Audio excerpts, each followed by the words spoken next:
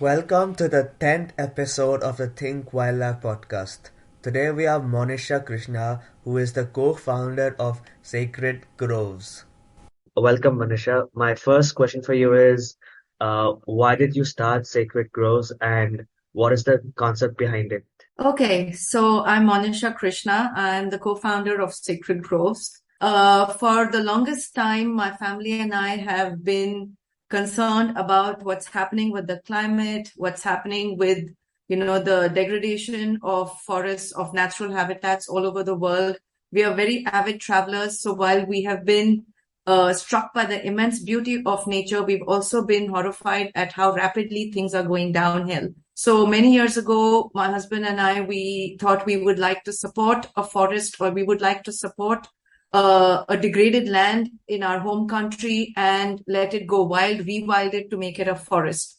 As we were trying to do this, we found that it was a very difficult process. There is a whole lot of regulations around protecting land or buying land, and so on and so forth.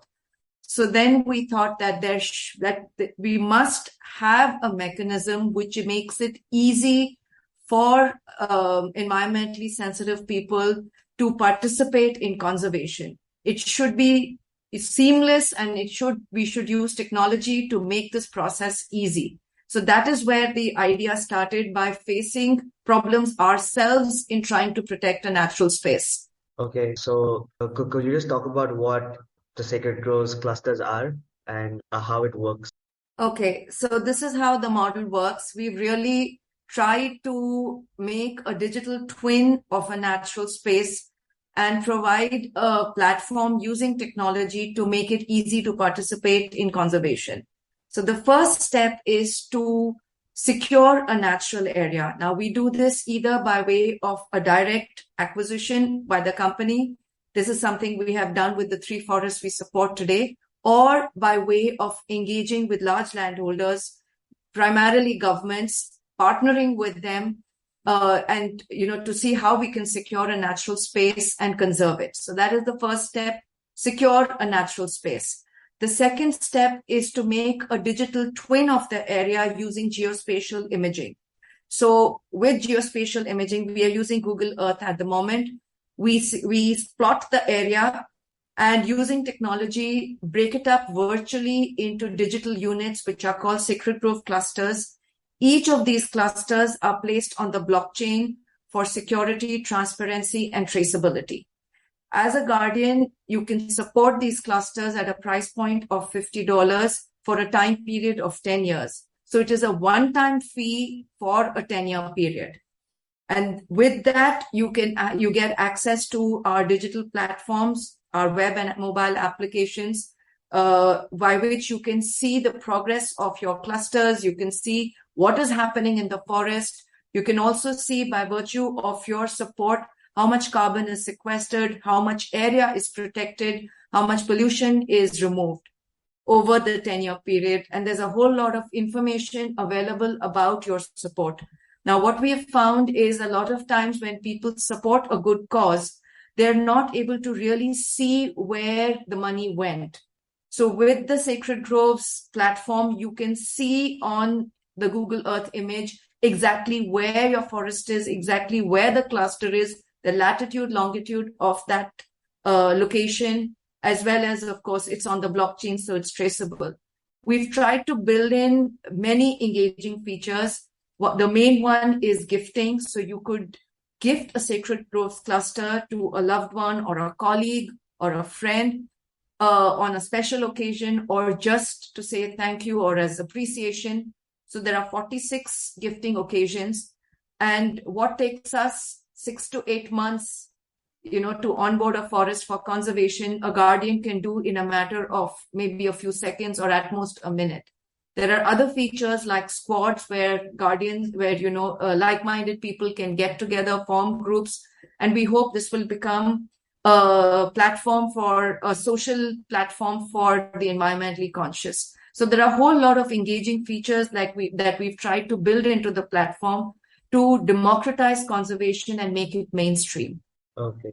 And how exactly are these clusters protected on the ground? So, like at the moment, the three forests that we have, the Sacred Groves CIC owns these forests. So, the title is with us. There are periodic surveys which are conducted where, our surveyors go out and see that everything is in order. We also obviously have, we use Google Earth to monitor the forest on a regular basis. That's great. And so why don't you talk about the three forests to protect as part of Sacred Groves? So we are protecting two forests in Wales. One is called Coedrial, the other is called Gigrin Prysig. Both these forests are ancient oak woodlands that were up for sale for timber.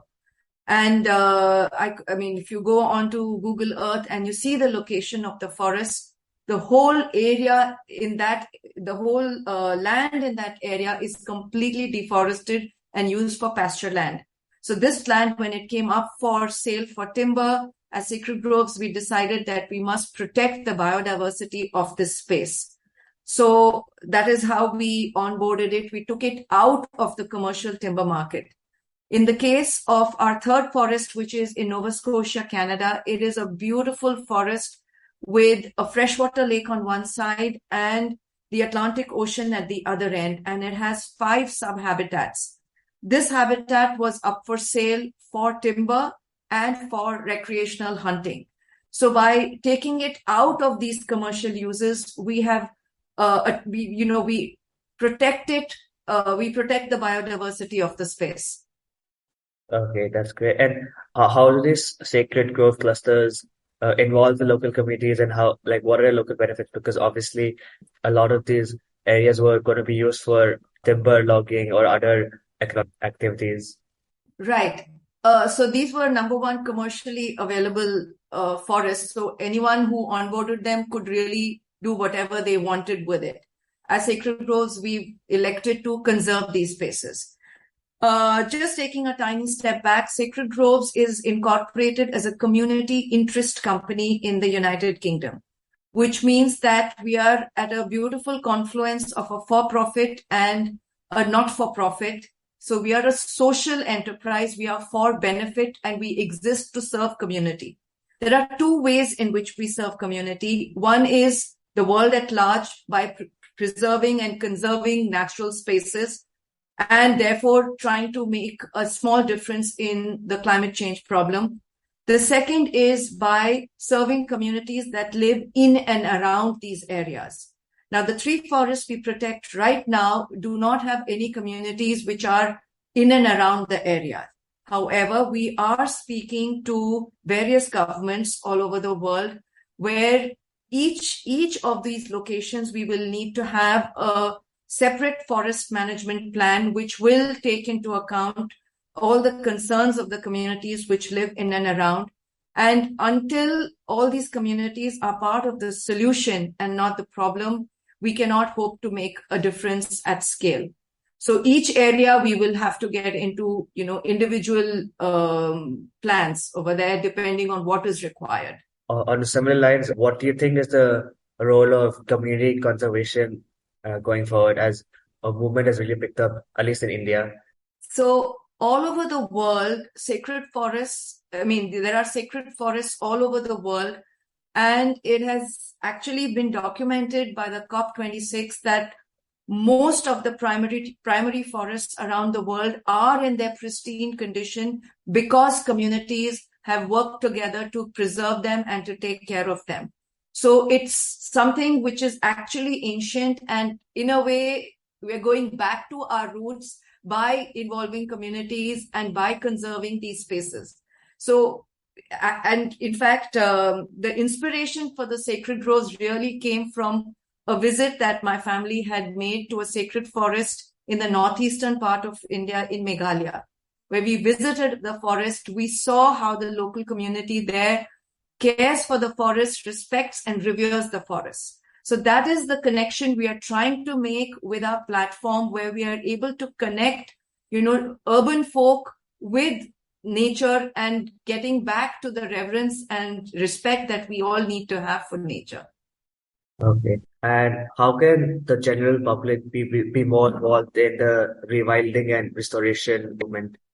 So now there are many ways that public can get involved. I'm now talking very, very generally. So there are three principles that, we talk about and we believe in. The first is be aware. Be aware of what is happening around you, what is happening in your community, in the area you live, in the place you work, and so on and so forth. Only when you're aware, you will be able to take any actions. The second is be mindful. Be mindful of your everyday choices. Be mindful of really what it is you do and how you engage on various levels. It could be things like deciding not to use a plastic bag. It could be something like you carry your own water bottle to your place of work. So these small changes can go a long way. The third thing is be hopeful. A lot of times when we speak to people, they get either overwhelmed or there is this whole level of apathy saying that climate change is such a huge problem. What can I do as one person? So all the three things are very important. At Sacred Groves, we have created a platform by which you can participate even if you can't, physically be in a certain place. You can virtually participate and you can make a difference. So we really believe in leveraging the power of one. If everybody says, I will make some actions, it will make a big difference. That's a very optimistic outlook. So, what is the long-term vision of Sacred Groves? So right now, the forests that we support, we do realize it's just a drop in the ocean. We have just begun. Unless we are able to support many millions of hectares of natural habitats, it will not make a difference really to this whole climate change problem. There are 2-3 things that I want to say in this context. Number one, the world loses a soccer field equivalent of primary forest every 6 seconds. That's 1.76 acres of forest every 6 seconds, which is really a horrific statistic. The second is we are at the risk of losing 1 million species to extinction. Point is, as per the UN RED, if we were to halt forest degradation and deforestation, it could provide up to 30% of the climate problem. So we are really trying to attack this whole problem of deforestation, degradation, and so on and so forth. And we are racing against time. Our biggest competitor is time because the climate indicators are deteriorating very, very rapidly. In terms of a timeline, by 2025, we hope to support at least 100,000 acres of natural habitats. Why is preserving natural ecosystems more important than all the restoration works like tree plantations and the various ocean restoration works that are going on? So it's not an either or, so it's not this or that. It has to be and. So that's the first thing. Now, when we talk about conservation of existing natural habitats, all these habitats have developed and are in place today with millennia of evolution. For centuries and millennia, these habitats have existed and they have flourished and they have a place in the larger scheme of things.